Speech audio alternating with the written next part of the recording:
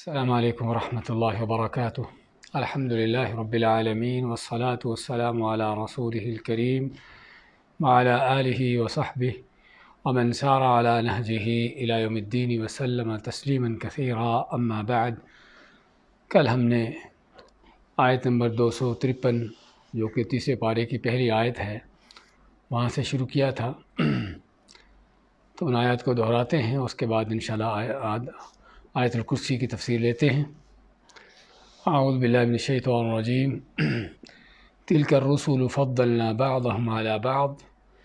یہ وہ رسول ہیں کہ جن کو ہم نے فضیلت دی ایک دوسرے پر۔ منہم من کلم اللہ، ان میں سے وہ ہیں کہ جن سے اللہ نے بات چیت کی، اللہ ان سے ہم کلام ہوا۔ ورفع بعضهم درجات، اور بعض کے درجات کو بلند کیا دوسروں پر، یعنی تو اس میں ہم نے بیان کیا تھا کہ اللہ کے رسولوں کے مقامات ایک دوسرے سے کس طرح سے بلند ہیں، کہ ان میں سب سے افضل رسول کریم محمد صلی اللہ علیہ وسلم ہیں، اور اسی طرح اللہ کے خلیل ابراہیم علیہ السلام ان کے بعد، اور اولو العزم انبیاء اور رسول جو ہیں نوح علیہ السلام، ابراہیم، اور ان کے بعد موسیٰ اور عیسیٰ علیہ السلام، اور محمد صلی اللہ علیہ وسلم، پانچوں جو اولو العزم انبیاء ہیں۔ اور اسی طرح اللہ تعالیٰ نے بعض انبیاء کو کسی خاص چیز میں الگ سے جو خصوصیت عطا کی ہے، اور اس میں سب سے بڑی خصوصیات رسول کریم صلی اللہ علیہ وسلم کی ذات کو ملی ہیں۔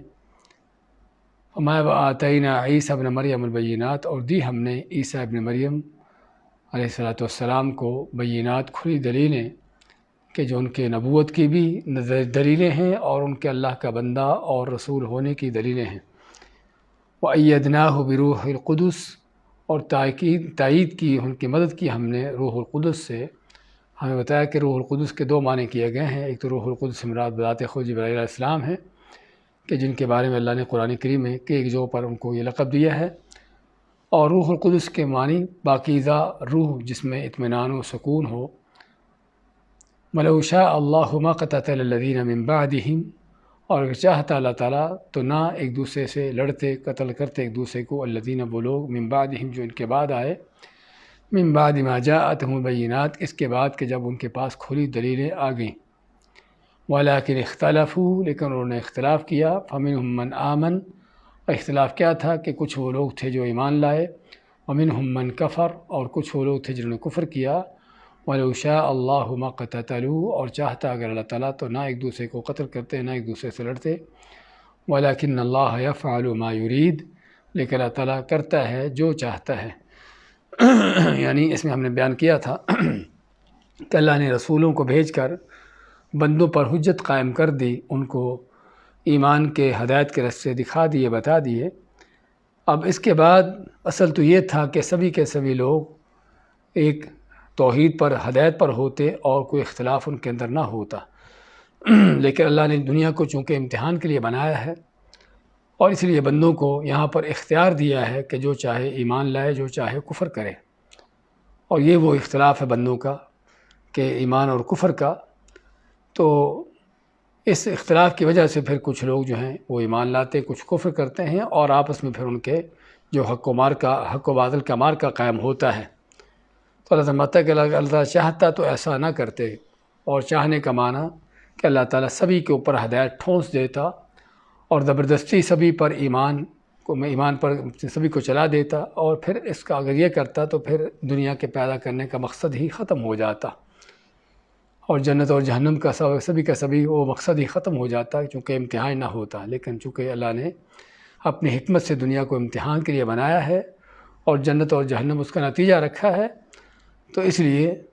اس حکمت اور اس کے مقصد کے تحت ضروری تھا کہ بندوں کو اختیار دیا جاتا، اور ان کو ان کے اختیار پر چھوڑ دیا جاتا۔ یا ایھا الذین آمنوا انفقوا مما رزقناکم، اے وہ لوگوں جو ایمان لائے ہو، خرچ کرو اس میں سے جو ہم نے تم کو دیا ہے۔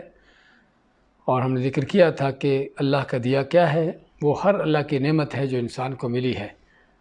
اور اس میں اس کو خرچ کرنے کا حکم ہے، ہر اس رستے پر جہاں پر اس کے خرچ کرنے کی ضرورت ہے۔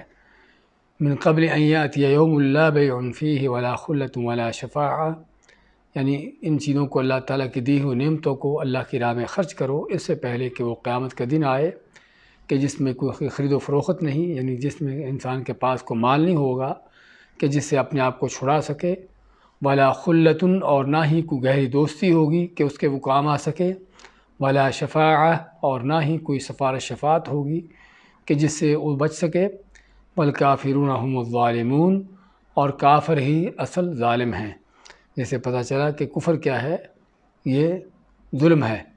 اور اصل سب سے بڑا دنیا کا ظلم جو ہے وہ کفر اور شرک ہی ہے۔ اس کے بعد آیت الکرسی لیتے ہیں انشاءاللہ عزیز۔ اعوذ باللہ من الشیطان الرجیم، اللہ لا الہ الا هو الحی القیوم لا تأخذه سنة ولا نوم له ما في السماوات وما في الأرض من ذا الذي يشفع عنده إلا بإذنه يعلم ما بين أيديهم وما خلفهم ولا يحيطون بشيء من علمه إلا بما شاء وسع كرسيه السماوات والأرض ولا يؤوده حفظهما وهو العلي العظيم۔ اللہ وہ ذات ہے، لا الہ الا ہو، نہیں کو معبود برحق سوائے اس کے، الحی، جو ہمیشہ کے لیے زندہ ہے، القیوم، اور قائم و دائم ہے،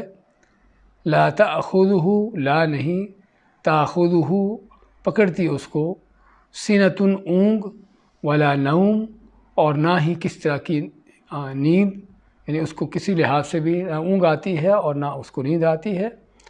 لہو ما فی السماوات و ما فی الارض، لہو صرف اسی کے لیے ہے،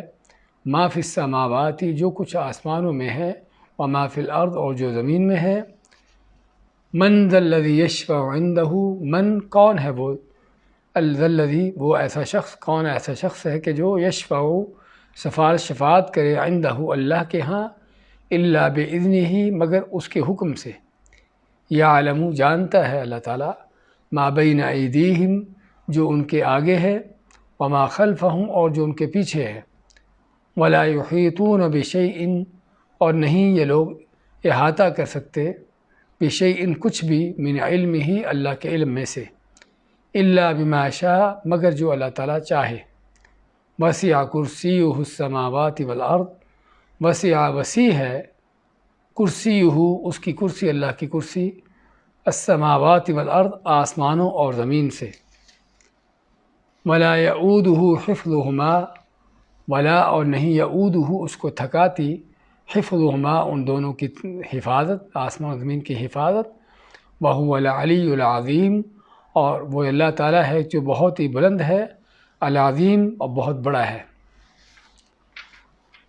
سورۃ بقرہ کی آیت نمبر 255 کہ جس کو آیت الکرسی کا نام دیا جاتا ہے، اس آیت کی تلاوت اور ترجمہ پیش کیا گیا ہے۔ یہ آیت الکرسی کہ جو قرآن کریم کی سب سے عظیم صورت ہے،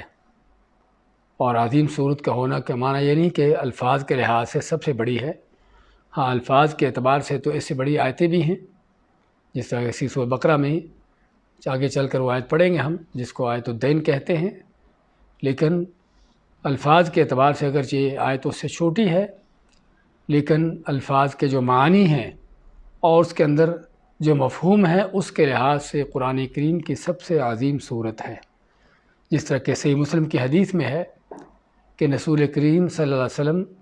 ابی بن کعب، جو کہ قرآن کے عالم صحابی تھے، ان سے پوچھتے ہیں کہ جانتے ہو کہ اللہ کی کتاب میں کون سی آیت سب سے عظیم ہے؟ تو فرماتے ہیں کہ اللہ اس کے رسول بہتر جانتے ہیں۔ پھر آپ نے فرمایا کہ جانتے ہو کہ قرآن کریم کے اللہ کی کتاب میں کون سی آیت سب سے عظیم ہے؟ تو یہاں پر ابی بن کعب جواب دیتے ہیں کہ وہ اللہ لا الہ الا هو الحی القیوم، یہ آیت ہے، یعنی آیت الکرسی ہے۔ تو رسول کریم صلی اللہ علیہ وسلم ابی بن کعب کے سینے پر ہاتھ مارتے ہیں اور ساتھ ہی فرماتے ہیں کہ لَيَحْنَكَ الْعِلْمُ ابا المنذر، ان کی کنیت ابو المنذر تھی، فرمایا کہ اے ابو منذر تمہیں علم مبارک ہو، واقعی یہی آیت جو ہے اللہ کی، ان کا آپ اللہ کی قسم کھا کے مانتے ہیں کہ یہی آیت جو ہے قرآن کریم کی، اللہ کی کتاب کی سب سے عظیم آیت ہے۔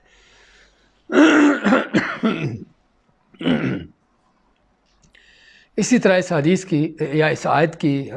فضیلت میں ابو ہریرہ کی رضی اللہ تعالیٰ عنہ کی لمبی حدیث جو صحیح بخاری نے روایت کی ہے کہ جس میں رسول کریم صلی اللہ علیہ وسلم ان کو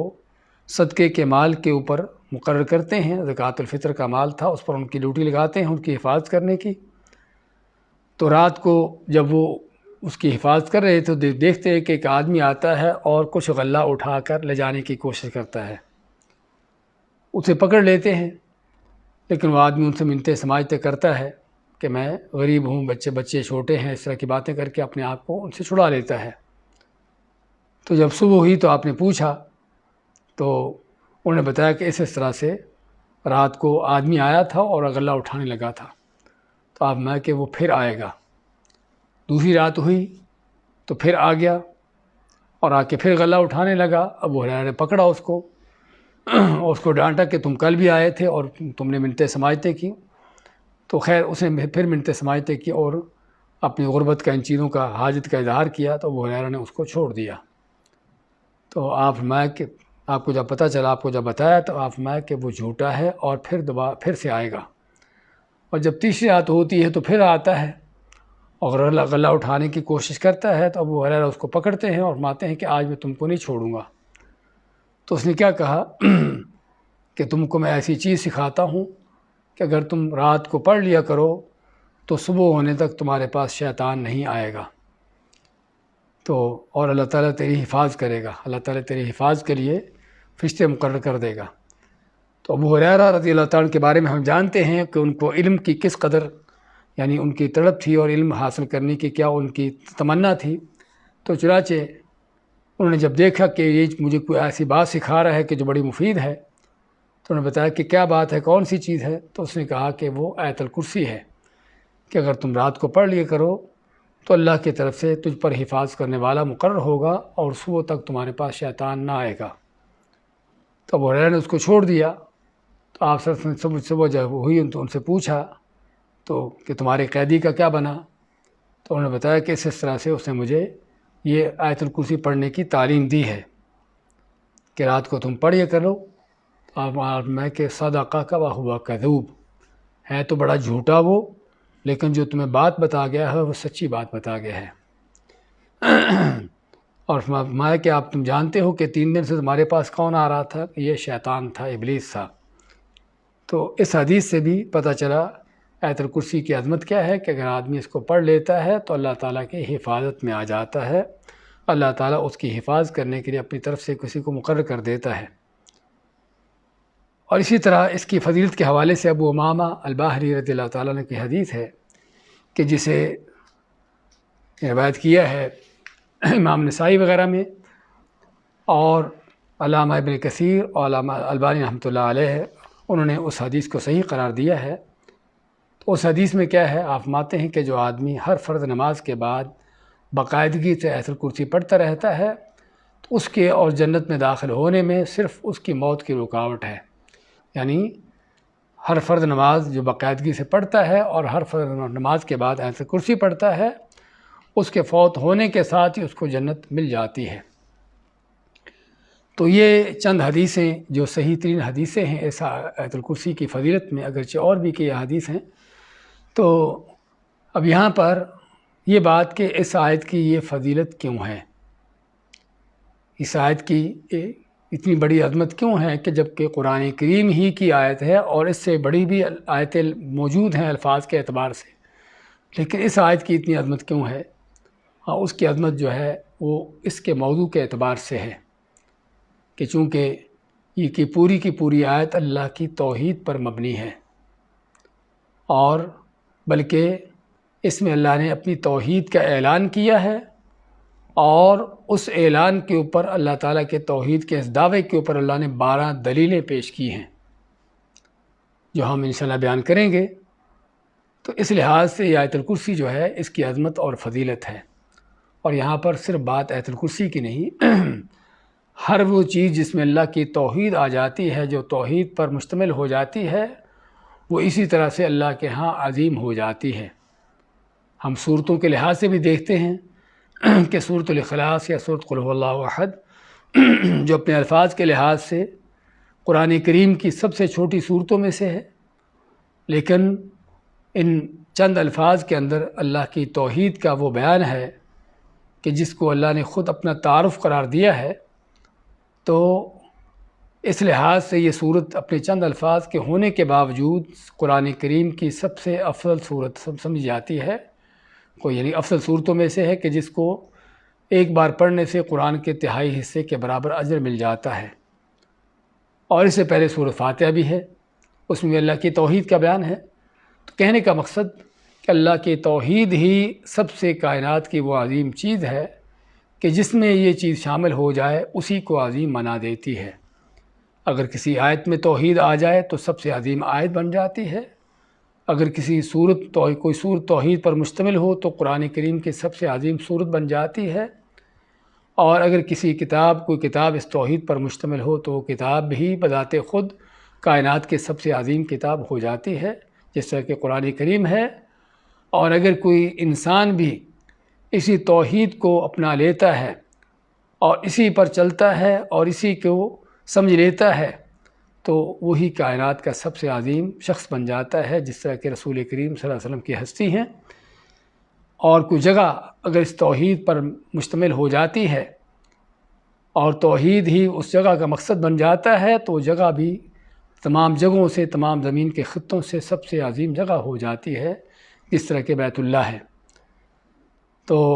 اس سے ہمیں پتہ کیا چلا کہ اصل کائنات میں سب سے جو عظیم چیز ہے اللہ کی، یعنی کہ بندوں کو، اللہ کی مخلوقات کو اونچا کرنے والی، وہ کیا ہے؟ اللہ کی توحید ہے، جیسے ہمیں توحید کی عظمت کا پتہ چلتا ہے۔ تو اس آیت میں جس طرح ہم نے ذکر کیا ہے کہ اللہ تعالیٰ نے اپنی توحید کا اعلان کیا ہے یا توحید کا دعویٰ کیا ہے، اور اس دعوے کے اوپر 12 دلیلیں پیش کی ہیں۔ وہ دعویٰ کیا ہے؟ وہ دعویٰ ہے اللہ لا الہ الا ہو، اللہ وہ ذات ہے کہ جس کے سوا کوئی عبادت کے لائق نہیں، کوئی معبود برحق نہیں، کہ اللہ ہی کائنات میں اکیلا عبادت کے لائق ہے، اس کے سوا کسی کی عبادت نہیں۔ دعویٰ یہ ہے توحید کا۔ اس میں 12 دلیلیں کیا ہیں؟ 12 دلیلوں میں سب سے پہلی دلیل بذات خود لفظ اللہ۔ لفظ اللہ جو ہے اللہ تعالیٰ کا وہ ذاتی نام ہے کہ جو صرف اللہ کی ذات ہی کے لیے خاص ہے، کسی کو یہ نام نہیں دیا جا سکتا اور نہ ہی آج تک دیا گیا ہے۔ اور پھر یہ بھی کہ اللہ تعالیٰ کے لفظ اللہ وہ نام ہے کہ جس میں اللہ تعالیٰ کے تمام صفات اس میں شامل ہو جاتی ہیں۔ اور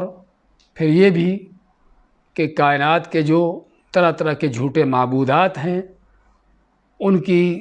مثنیٰ بھی ہوتی، جمع بھی ہوتی ہے، یعنی ان کو 2 بھی بنایا جاتا ہے، ان کو جمع بھی کیا جاتا ہے، دیویاں اور دیوتے اور اس طرح کے ناموں سے۔ اس طرح انگلش میں بھی گاڈز اور اس طرح کے ناموں سے ان کو جمع کیا جاتا ہے، لیکن اللہ کا لفظ کہ جس کو جمع نہیں کیا جا سکتا وہ اسی انداز سے ہی رہتا ہے۔ تو یہ بذات خود اللہ تعالیٰ کی وحدانیت کی بہت بڑی دلیل ہے کہ جس طرح اللہ کا لفظ اکیلا رہتا ہے، یکتا ہے، نہ کسی کو یہ نام دیا جاتا ہے اور نہ یہ کبھی 2 یا جمع ہو سکتا ہے، ایسے اللہ کی ذات بھی اکیلا ہے۔ قل هو اللہ احد، کہہ دیے کہ وہ اللہ یکتا اکیلا ہے، اس کے ساتھ کوئی دوسرا بھی نہیں ہے۔ تو سب سے پہلی تو دلیل اللہ تعالیٰ کی وحدانیت کی بذات خود لفظ اللہ کے اندر ہے، اللہ کے نام میں ہے۔ اور اللہ کے نام کے حوالے سے ہم نے پہلے ذکر کیا تھا کہ لفظ اللہ جو ہے اس کی اصل کیا ہے کہ اصل الالہ ہے، اور الالہ کہ وہ حقیقی معبود کہ جس سے لوگ اس سے محبت رکھتے ہوئے اس کی ہیبت عظمت کے پیش نظر اس کی عبادت کرتے ہوں، اور یہ صرف اور صرف اللہ تعالیٰ کی ذات کے لیے ہے۔ لیکن الالہ اس کو آسان بناتے ہوئے اللہ کے لفظ سے اس کو بنا دیا گیا، تو یہ ہے لفظ اللہ کی اصلیت۔ تو دوسری دلیل کیا ہے اس میں؟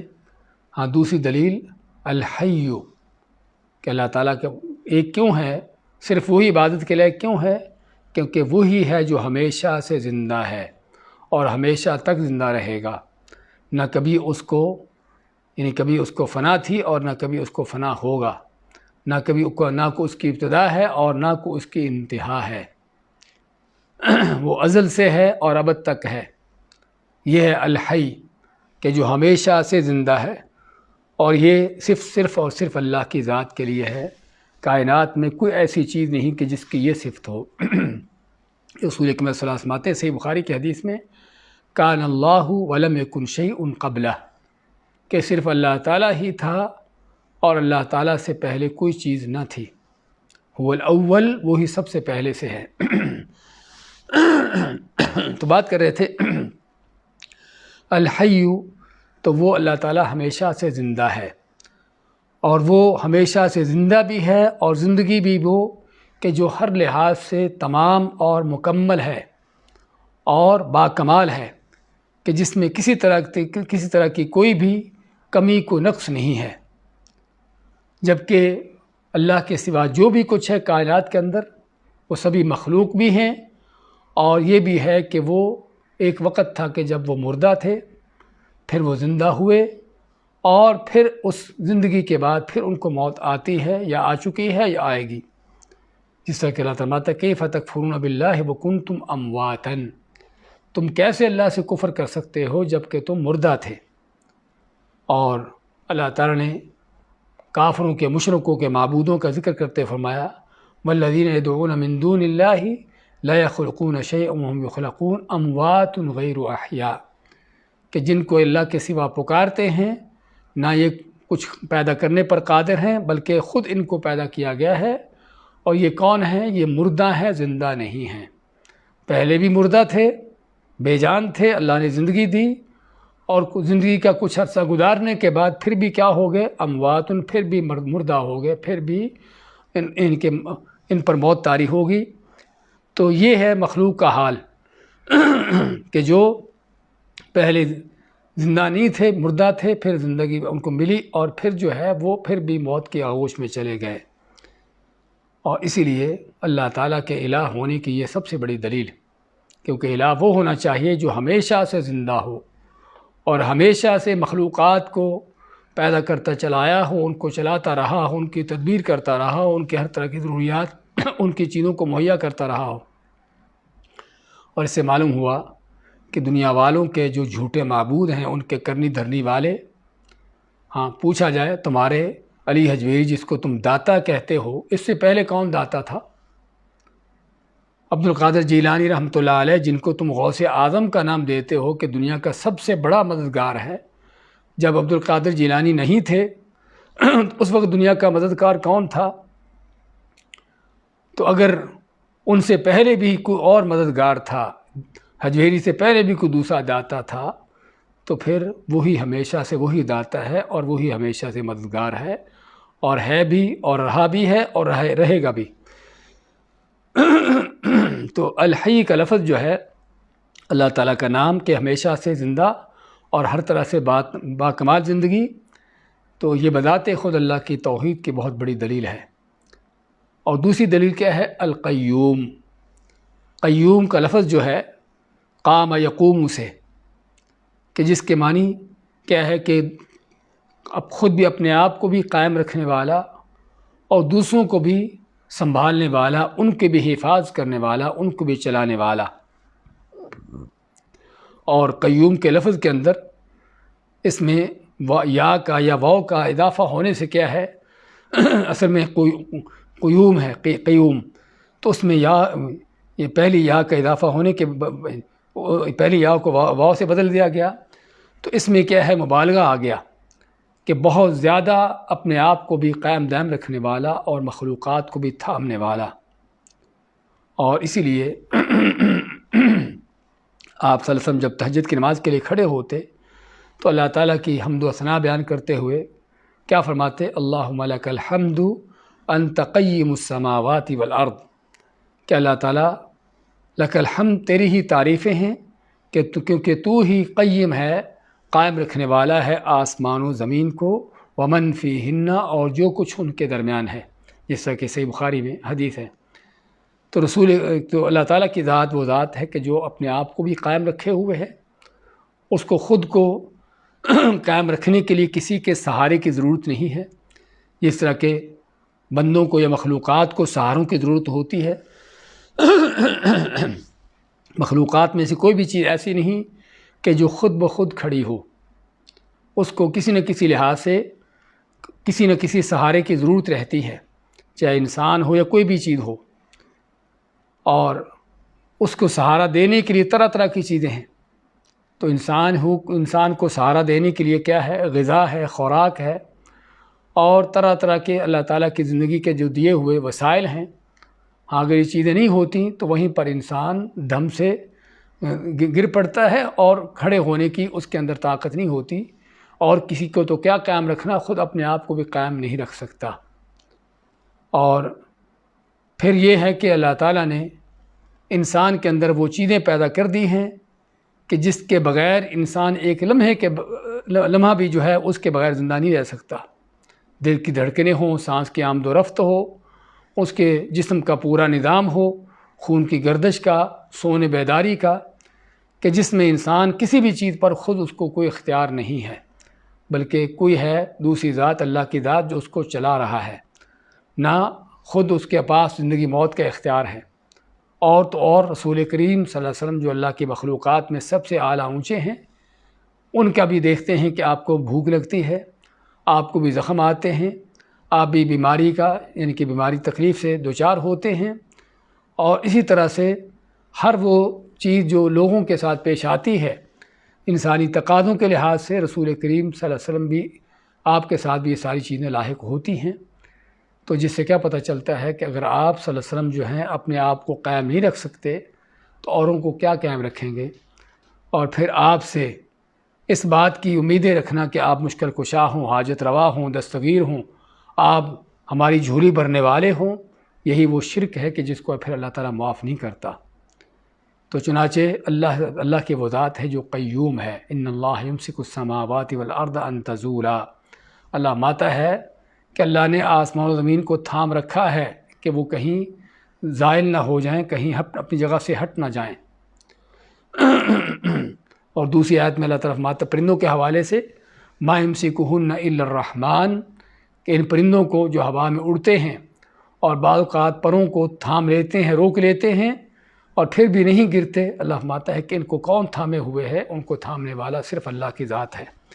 تو یہ ہے قیوم، اللہ کی ذات جو ہمیشہ سے زندہ بھی ہے اور قائم و دائم بھی ہے، اپنے آپ کو بھی قائم رکھے ہے اور پوری مخلوقات کو بھی قائم رکھے ہوئے ہے۔ لا تأخذہ سنۃ ولا نوم، چوتھی دلیل کیا ہے؟ چوتھی دلیل یہ ہے اللہ تعالیٰ کے وحدانیت کی، اللہ کی توحید کی، کہ صرف اللہ ہی عبادت کے لائق ہے، کوئی دوسرا نہیں ہے۔ وہ کیا دلیل ہے؟ کہ اللہ تعالیٰ وہ ذات ہے کہ جس کو نہیں پکڑتی سنۃ، سنہ اس حالت کو کہتے ہیں کہ جو نیند سے پہلے انسان پر طاری ہوتی ہے، جس کو ہم اونگ کا نام دیتے ہیں۔ وہ اونگ جو انسان پر طاری ہوتی ہے سونے سے پہلے، اللہ ماتا ہے کہ اس کو کسی لحاظ سے بھی نہ اونگ آتی ہے، نہ اونگ پکڑتی ہے، ولا نوم، اور نہ ہی اس کو نیند پکڑتی ہے۔ اور یہاں پر تأخذہ کا لفظ جو استعمال کیا گیا، نہیں پکڑتی، اس میں بھی ایک بڑا لطیف اشارہ ہے۔ اور اشارہ کیا ہے؟ وہ اشارہ اس بات کا ہے کہ نیند اور اونگ یہ وہ چیزیں ہیں کہ جو انسان کے یا مخلوقات کے اختیار کے بغیر ہی ان پر طاری ہو جاتی، ان پر چھا جاتی ہیں۔ اور اس لیے عربی میں کہا جاتا ہے النوم سلطان، کہ نیند جو ہے یہ سلطان ہے۔ جس طرح بادشاہ ہوتا ہے کہ جس کو چاہتا ہے اپنے اندر کر لیتا ہے،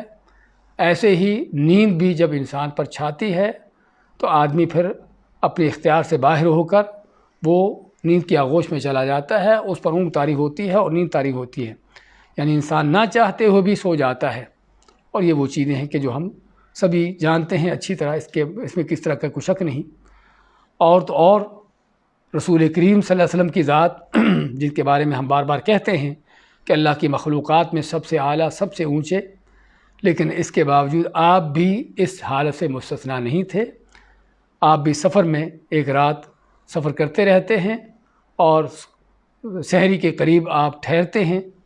ایک جگہ پر رکتے ہیں اور بلال رضی اللہ تعالیٰ کو حکم دیتے ہیں جگانے کا، تو لیکن بلال بھی سو جاتے ہیں، ان پر بھی اپنے نیند طاری ہو جاتی ہے، اور رسول کریم صلی اللہ علیہ وسلم بھی سوئے رہتے ہیں حتیٰ کہ سورج نکلتا ہے اور سورج کی شعاؤں سے آپ کی آنکھ کھلتی ہے۔ تو اس سے کیا پتہ چلا کہ رسول کریم صلی اللہ علیہ وسلم اللہ کی سب سے عظیم ہستی بھی اس حالت سے مستثنیٰ نہیں ہے، لیکن اگر کائنات میں کوئی اس سے مستثنیٰ چیز ہے، کوئی ہستی ہے، تو صرف اور صرف اللہ کی ذات ہے۔ اور اس چیز کا بیان کیوں کیا؟ اس چیز کا بیان سابقہ اللہ کے جو دو نام ہیں اس کے لحاظ سے اس کے ساتھ بھی اس کا تعلق ہے، کیونکہ نیند جو ہے وہ موت کی بہن ہے، بلکہ ایک طرح کی موت ہے۔ اللہ تعالیٰ جس کو موت کا نام دیا ہے، اللہ یتوفی الانفس حین موتہا، کہ سوتے وقت اللہ تعالیٰ جانوں کو قبض کرتا ہے۔ تو جب نیند بھی موت کی ایک کیفیت ہے اور اللہ تعالیٰ ہمیشہ سے زندہ ہے اور اس کی زندگی ہر لحاظ سے باکمال اور تمام ہے، تو پھر اس کا تقاضا یہ ہے کہ اس زندگی کے اندر کوئی نیند اور اونگ نام کی چیز بھی نہ ہو، تاکہ وہ زندگی ہر لحاظ سے مکمل اور تمام ہو۔ اور دوسری یہ بھی کہ وہ قیوم ہے، ہر چیز کو قائم رکھے ہوئے ہے، اور ہر چیز کو قائم رکھنے کے لیے ضروری ہے کہ وہ ہمیشہ کے لیے نیند سے اونگ سے بالا تر ہو، کیونکہ جس چیز کو یا جس مخلوق کو یا جس بھی چیز کو، جس ہستی کو نیند آ جاتی ہو، نیند کی حالت میں اس کو پتہ نہیں کہ باقی چیزیں کہاں پر ہیں، خود اس کو اپنے آپ کا پتہ نہیں ہوتا، اپنے آپ کو قائم نہیں رکھ سکتا، جو چے جا کے دوسروں کو قائم رکھیں۔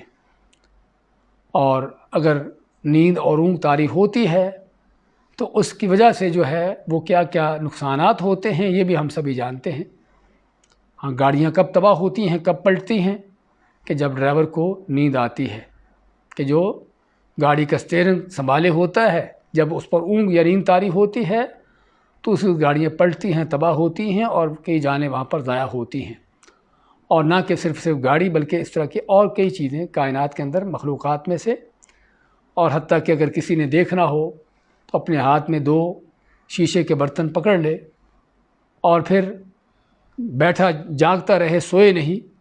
اور دیکھے ان 2 برتنوں کو جو ہاتھوں پکڑے ہوتے ہیں اور اس کا آخر میں انجام کیا ہوتا ہے، کس انداز سے ٹکرا کر ایک دوسرے سے ٹکرا کر ٹوٹتے ہیں۔ تو اگر ایک انسان اس معمولی سی کیفیت میں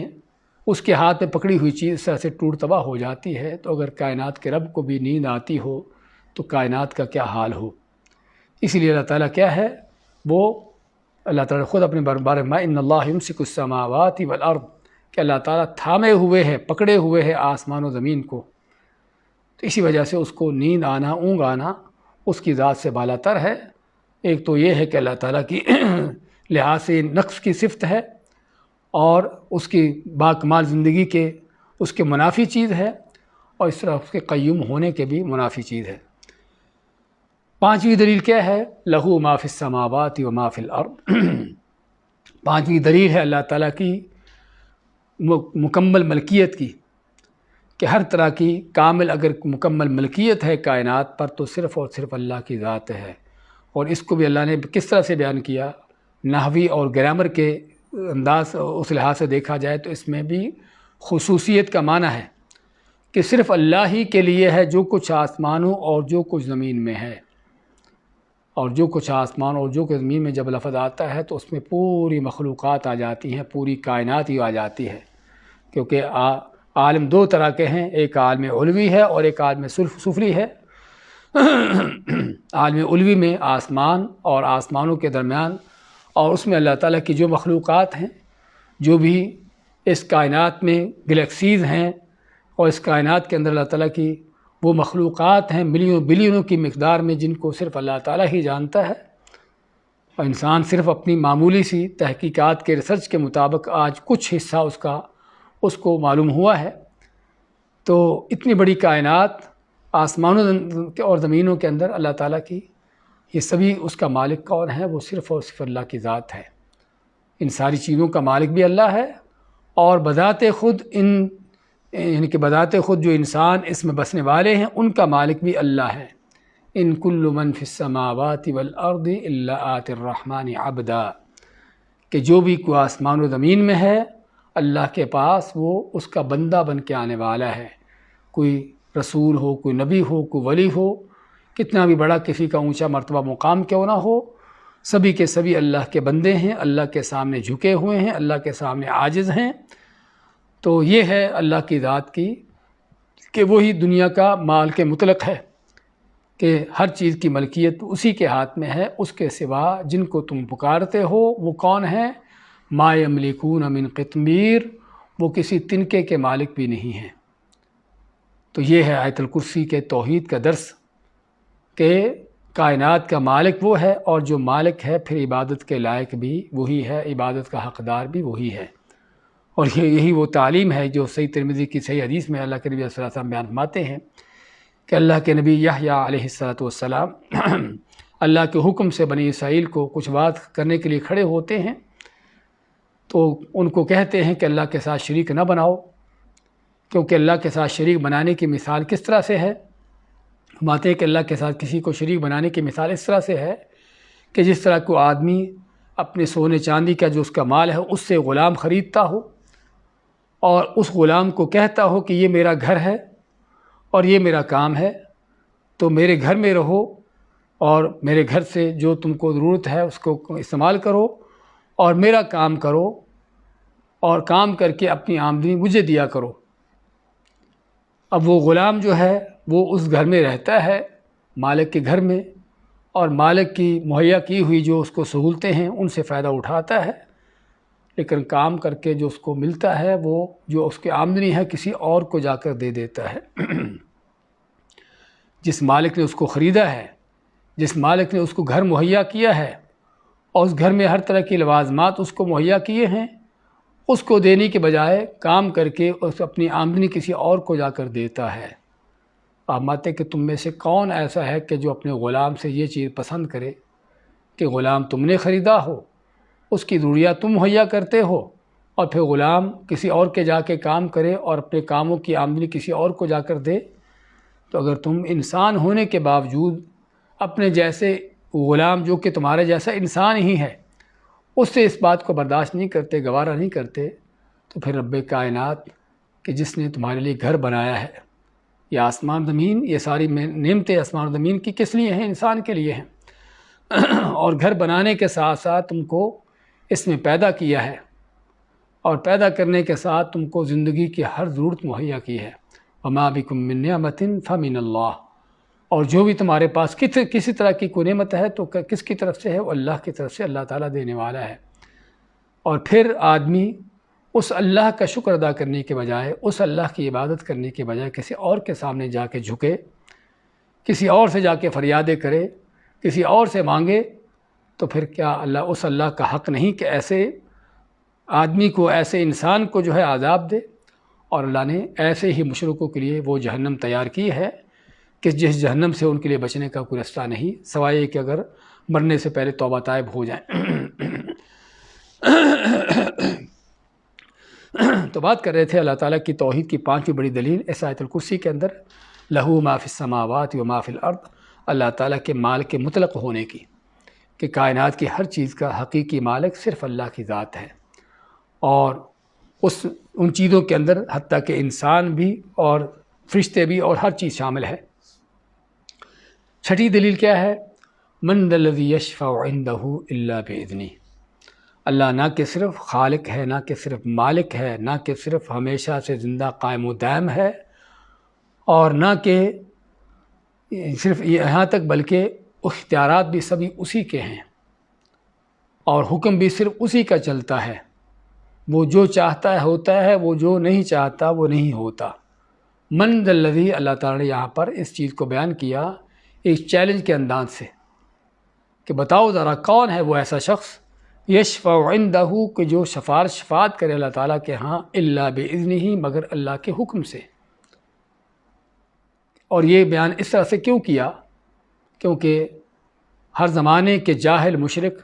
اللہ کے ساتھ، اللہ کے پاس اپنی طرف سے ہی لوگوں کو سفارشی کھڑے کرتے رہے ہیں، اپنی منمانی سے ہی کسی اللہ کے بندے کو سفارشی مقرر کر دیا کہ فلاں سفارش کرنے والا ہے، اور پھر اس کو اپنی سفارش کا بھی حق دے دیا۔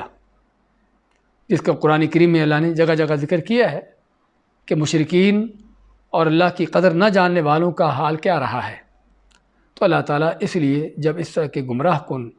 اور غلط قسم کے عقائد پائے گئے ہیں تو اللہ نے ان کو رد کرتے فرمایا کہ کون وہ ایسا شخص ہے، چیلنج کے انداز سے بتاؤ ذرا کہ کون ہے کوئی بڑا چھوٹا، کوئی کرنی دھرنی والے، کوئی بڑا ایسا کوئی کہ جو اللہ تعالیٰ کے پاس سفارش کر سکے مگر بإذن ہی، اللہ کے حکم کے بغیر۔ سفارش کرنا تو دور کی بات ہے، اللہ نے تو قرآن کریم میں یہ بھی بیان کیا ہے کہ اللہ تعالیٰ کے پاس کسی کو بولنے کی جرت بھی نہیں ہوگی۔ لا یملکون منہ خطابا، کہ کوئی اللہ تعالیٰ سے ہم کلام ہونے کی، اللہ سے بات کرنے کی وہ جرت نہیں کرے گا۔ یوم یقوم الروح والملائکۃ صفا لا یتکلمون، کہ جس دن روح یعنی جبرائیل علیہ السلام اور فرشتے کھڑے ہوں گے صف در صف، لا یتکلمون، نہیں کو بات کر سکے گا، الا من اذن لہ الرحمن، مگر کہ جس کو خود اللہ تعالیٰ اجازت دے، وقال صوابا، اور بات بھی وہ صحیح کہے۔ تو جس میں اس بات کا بیان ہے کہ قادر مالک مطلق بھی اللہ ہے، اور اس طرح قادر مطلق بھی صرف اللہ کی ذات ہے، اسی کے ہر طرح کے اختیارات ہیں، اور اس کے اختیارات میں کسی کو دخل اندازی کا کوئی اس کے پاس کوئی ہمت نہیں، کوئی جرت نہیں، اور نہ ہی کسی کو اس بات کا کوئی حق ہے۔ اور یہ عقیدہ اور یہ بات ہمیں اس بات کی تنبیہ کرتی ہے کہ ہمارے ہاں جو جاہلانہ مشرکانہ باتیں چلتی اور پائی جاتی ہیں کہ فلاں کا اللہ کے اوپر بڑا زور چلتا ہے، وہ اللہ تعالیٰ سے باتیں منوا لیتے ہیں، زبردستی بھی منوا لیتے ہیں نعوذ باللہ، یا فلاں اللہ تعالیٰ اس کی محبت کی وجہ سے، اللہ تعالیٰ کو اس سے اس قدر محبت ہے کہ اللہ تعالیٰ اس کی بات ماننے پر مجبور ہو جاتا ہے۔ تو ان جاہلوں نے اللہ تعالیٰ کو اپنی طرح بلکہ اپنے سے بھی کم تر سمجھا۔ ہم انسان ہوتے ہوئے بھی بعض اوقات جو ہے کوئی آدمی ہم سے زبردستی بات نہیں منواتا، کوئی زبردستی کرنا بھی چاہتا ہے تب بھی ہم بعض اوقات اس کے سامنے اکڑ جاتے ہیں اور ڈٹ جاتے ہیں کہ تیری بات نہیں مانتا، اور بعض اوقات کسی کی محبت سے مجبور ہو کر بھی ہم جو وہ چاہتا ہے ہم وہ کرنے پر تیار نہیں ہوتے۔ ہاں بعض اوقات انسان کسی کی محبت میں مجبور ہو جاتا ہے، لیکن اس کے برخلاف بھی ہم دیکھتے ہیں، لیکن ان جاہلوں نے اللہ تعالیٰ کی ذات کو حتیٰ کہ بندوں سے بھی کم تر بنا دیا، کہ جس کے بارے میں کہتے ہیں کہ ہمارے بڑوں کا، ہمارے کرنی دھرنی والوں کا اللہ پر بڑا زور چلتا ہے، اللہ سے زبردستی بھی منوا لیتے ہیں نعوذ باللہ، یا اللہ تعالیٰ ان کی محبت میں زبردستی بھی کوئی چیز ماننے پر مجبور ہو جاتا ہے۔ تو یہ سارے جاہلانہ مشرکانہ شیطانی فلسفے ہیں۔ اللہ تعالیٰ کے ہاں عجز و نیاز کے سوا اور اللہ تعالیٰ کی مہربانی اور اس کی اجازت کے سوا وہاں پر کچھ نہیں ہوتا۔ تو اسے ماتا من ذا الذی یشفع عندہ الا باذنہ، کسی کا آرڈر تو کیا چل رہا وہاں پر، کسی کا ملکیت تو وہاں پر کیا ہے، بلکہ وہاں پر اگر کوئی سفارش کی بات بھی ہے، کوئی شفاعت کی بات بھی ہے تو وہ صرف اور صرف اللہ کے حکم سے ہے۔ اور اس میں اللہ نے شفاعت کی شرط بیان کی ہے کہ قیامت کے دن اگر کوئی سفارش شفاعت ہے تو وہ بھی اللہ کے حکم سے ہے۔ اللہ کے حکم سے ہونے کا معنی کہ اللہ جس کو شفاعت کرنے کی اجازت دے گا اپنے حکم سے دے گا، اپنی مرضی سے دے گا، کوئی خود بخود کھڑا نہیں ہو جائے گا سفارش شفاعت کرنے کے لیے، اور جس کو اللہ تعالیٰ شفاعت کرنے کی اجازت بھی دے گا اس کے لیے بھی حد مقرر کر دے گا کہ وہ کس کی سفارش کرے۔ ہاں جس کے لیے اللہ تعالیٰ اس کو اجازت دے گا اسی کی وہ سفارش کر سکے گا، اس کے سوا کسی اور کی سفارش نہیں کر سکے گا۔ کائنات کے امام رسول کریم صلی اللہ علیہ وسلم، جہانوں کے سردار، اپنی چہیتی بیٹی فاطمہ کو کیا فرماتے ہیں کہ لا اغنی عنک من اللہ شیئا، میں اللہ کے ہاں تیرے کسی کام نہ آ سکوں گا۔ اور کسی کام نہ آنے کا معنی کہ حتیٰ کہ جب تک اللہ کی اجازت نہ ہوگی اس وقت تک آپ اپنی چہیتی بیٹی کے لیے بھی کوئی سفارش کی بات بھی نہیں کر سکیں گے، کسی اور کے لیے تو کیا کرنا۔ تو یہ ہے اللہ تعالیٰ کی توحید کی چھٹی دلیل کہ من ذا الذی یشفع عندہ الا باذنہ، کون ہے ایسا شخص کہ جو اللہ کے ہاں سفارش شفاعت کر سکے مگر اللہ کے حکم سے، اللہ کے اجازت سے، اس کے بغیر کسی کو پر مارنے کی اس کی گنجائش نہیں ہے۔ ساتویں دلیل کیا ہے؟ یعلم ما بین ایدیہم وما خلفہم، ہاں خالق کے لیے، معبود کے لیے جس کی وہ عبادت کرتے ہوں، اس کی اندر یہ بھی شرط ہے کہ اس کو ہر طرح کا علم ہو، اپنی مخلوقات کو، اپنے عبادت کرنے والوں کی حالتوں کو، کیفیتوں کو جانتا ہو، ان کی ضروریات کو جانتا ہو کہ وہ کن حالتوں میں ہے، ان کی کیا ضروریات ہیں، ان کے کیا معاملات ہیں۔ تو چنانچہ اللہ تعالیٰ کی یہ بھی توحید کی صفت کہ یعلم ما بین ایدیہم وما خلفہم، وہ جانتا ہے کہ جو ان کے آگے اور ان کے پیچھے ہے۔ آگے کے معنی کہ جو سامنے حاضر موجود ہے، اور پیچھے کے معنی جو غائب ہے، چھپا ہوا ہے۔ یا آگے سے معنی کہ جو پہلے کر چکے ہیں، اور پیچھے کے معنی جو ابھی پیچھے وہ کرنے والے ہیں۔ تو اللہ تعالیٰ کا یہ حال، اس کے علم کا یہ حال کہ دنیا کی، کائنات کی، مخلوقات کی ہر کیفیت کو جانتا ہے، ان کی پہلی حالتوں کو بھی، ان کی پچھلی حالتوں کو بھی، جو کر چکے ہیں اور جو کرنے والے ہیں، جو سامنے حاضر موجود ہے اور جو غائب ہے، چھپا ہوا ہے۔ تو ہر چیز اللہ تعالیٰ کے علم ہے، اور یہ بھی وہ صفت ہے کہ جو صرف اللہ کی ذات کی ہے۔ سورۃ النمل میں اللہ تعالیٰ کیا فرماتا ہے؟ قُل لَّا يَعْلَمُ مَن فِي السَّمَاوَاتِ وَالْأَرْضِ الْغَيْبَ إِلَّا اللَّهُ، کہہ دیجئے کہ آسمان و زمین کے غیب کو جاننے والا اللہ کے سوا اور کوئی نہیں۔ وَمَا يَشْعُرُونَ أَيَّانَ يُبْعَثُونَ، اور اللہ کے سوا باقی جو ہیں ان کو تو یہ بھی پتہ نہیں کہ ہمیں کب اٹھایا جائے گا۔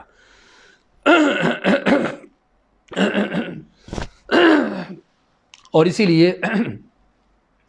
اللہ تعالیٰ کی عظمت کو جاننے والے، چاہے وہ اللہ کے نبی رسول ہوں یا اللہ کے فرشتے ہوں، فرشتوں نے کیا کہا؟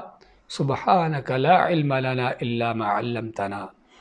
اللہ تیری ذات پاک ہے، ہمیں تو وہی علم ہے کہ جو تو نے ہمیں سکھایا، بتایا ہے۔ تو اسی فرمایا یعلم ما بین ایدیہم وما خلفہم، وہ جانتا ہے کہ جو ان کے آگے اور ان کے پیچھے ہے۔ تو یہ بھی معبود ہونے کے لیے لازمی شرط ہے کہ اپنے عابدوں کو، اپنے بندوں کو جانتا ہو کہ ان کے حالات کیا ہیں۔ اور 8ویں دلیل کیا ہے اللہ تعالیٰ کی توحید کی؟ اس آیت الکرسی میں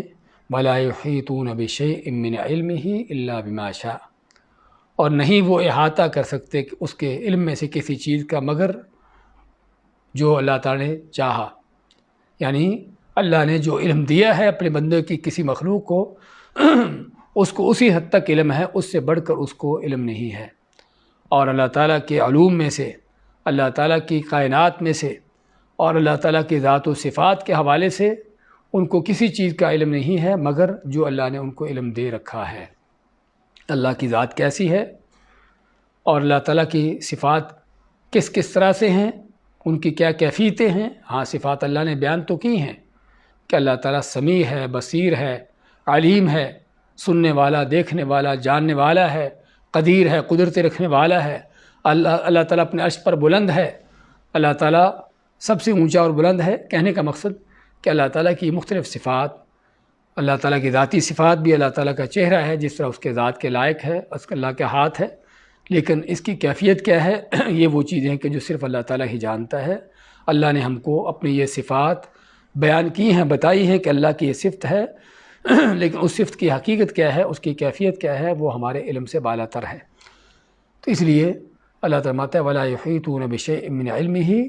نہیں وہ احاطہ کر سکتے اللہ تعالیٰ کے علم کا، الا بما شاء، مگر جو اللہ تعالیٰ چاہتا ہے۔ یعنی اللہ تعالیٰ چاہتا کیا ہے؟ اللہ تعالیٰ اپنی مخلوقات کو، اپنے بندوں کو جتنا علم دے دے، ان کے پاس اسی حد تک اس کا علم ہوتا، اس سے بڑھ کر نہیں ہوتا۔ عالم الغیب فلا یظہر علی غیبہ احدا، وہ عالم غیب ہے، ہر چیز کو، غیب کی باتوں کو جاننے والا ہے، اور اپنے غیب کے اوپر کسی کو مطلع نہیں کرتا، کسی کے اپنے غیب کو خبر نہیں دیتا، الا من ارتضی من رسول، سوائے اپنے رسولوں میں سے جس کو چاہے ان کو وہ غیب کی خبریں بتاتا ہے، غیب کا علم دیتا ہے، وحی کے ذریعے ان کو بتا دیتا ہے۔ اور جب اللہ تعالیٰ کے بتانے سے ان کو یہ چیزیں ملتی ہیں تو پھر وہ جو ان کے لیے پہلے غیب تھا اب ان کے لیے وہ غیب نہیں رہا۔ تو اللہ کے نبی اور رسولوں کو بھی جو علم ملتا ہے وہ اللہ کا دیا ہوا ہے، اور اللہ تعالیٰ کی طرف سے اگر دیا ہوا ہے تو پھر وہ علم غیب نہیں بلکہ وہ اللہ تعالیٰ کے دیا ہوا، سکھایا ہوا علم ہے جو اللہ تعالیٰ اپنے بندوں کو سکھاتا رہتا ہے۔ تو اس لحاظ سے کیا ہے کہ اللہ تعالیٰ ہی ہے اپنے بندوں کو جو علم دے، اس سے بڑھ کر بندے کسی چیز کا نہ کوئی علم حاصل کر سکتے ہیں اور نہ کچھ جان سکتے ہیں۔ اور کسی کو کتنا زیادہ بھی علم کیوں نہ ملا ہو، اللہ تعالیٰ کے علم کے مقابلے میں اس کی حیثیت کیا ہے؟ ہاں، اس کا اندازہ ہمیں صحیح بخاری کے اس حدیث سے ہوتا ہے کہ جس میں موسیٰ اور خضر علیہ السلام کشتی پر جب سوار ہیں تو کشتی پر ایک چڑیا آ کے بیٹھتی ہے اس کے کنارے پر، اور اڑنے سے پہلے وہ سمندر میں اپنی چونچ مارتی ہے، اڑ جاتی ہے۔ تو خضر علیہ السلام موسیٰ علیہ السلام کو مانتے ہیں کہ میرا علم اور تمہارا علم اللہ کے علم کے مقابلے میں اتنا بھی نہیں ہے کہ جتنا یہ چڑیا سمندر سے پانی لے کر اڑ گئی ہے۔ وہ پانی کا تھوڑا سا حصہ، معمولی سا قطرے کا بھی تھوڑا سا حصہ جو یہ چڑیا اپنے منہ میں لے کر اڑ گئی ہے، ہاں یہ ہے جو موسیٰ علیہ السلام اور خضر علیہ السلام کا علم ہے۔ حالانکہ دونوں اللہ کے جلیل القدر بندے ہیں کہ جن کو اللہ نے اس زمانے میں خاص طور پر اس زمانے کے لوگوں میں سب سے زیادہ ان کو علم دے رکھا تھا، لیکن ان کے علم کا بھی یہ حال تھا کہ یہ چڑیا جو پانی لے کر اڑی ہے، قطرے کا کوئی 10واں حصہ یہ، اور باقی بھرا سمندر جو ہے وہ اللہ کا علم ہے، اور یہ وہ علم ہے جو موسیٰ اور خضر علیہ السلام کا علم ہے۔ تو فرمایا وَلَا يُحِيطُونَ بِشَيْءٍ مِّنْ عِلْمِهِ، اللہ تعالیٰ کے علم میں سے کسی چیز کا احاطہ نہیں کر سکتے مگر الا بما شاء، مگر جو اللہ تعالیٰ چاہے۔ تو یہ بھی توحید کی 8ویں دلیل۔ اور 9ویں دلیل کیا ہے؟ وسع کرسیہ السماوات والارض، اللہ کی کرسی ہے وسیع آسمان و زمین سے۔ اس پر کافی مزید بات چیت کی ضرورت ہوگی جو انشاءاللہ ہم کل مکمل کریں گے۔ بارک اللہ فیکم وجزاکم اللہ خیر۔ آج پھر سے ہم اس آیت کو دہراتے ہیں، اس کے معنی کو۔ اللہ لا الہ الا ہو، اللہ وہ ذات ہے کہ جس کے سوا کو معبود برحق نہیں، الحی القیوم جو ہمیشہ سے زندہ قائم و دائم ہے، لا تأخذہ سنۃ ولا نوم، نہیں اس کو پکڑتی نہ کس طرح کی اونگ اور نہ ہی کس طرح سے نیند، لہو ما فی السماوات و ما فی الارض، اسی کے لیے ہے جو کچھ آسمانوں اور جو کچھ زمین میں ہے۔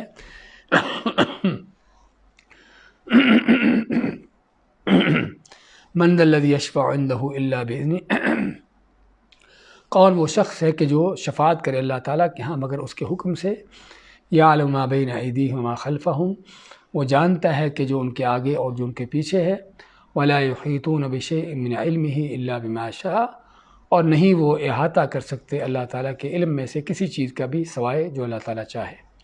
بارک اللہ فیکم۔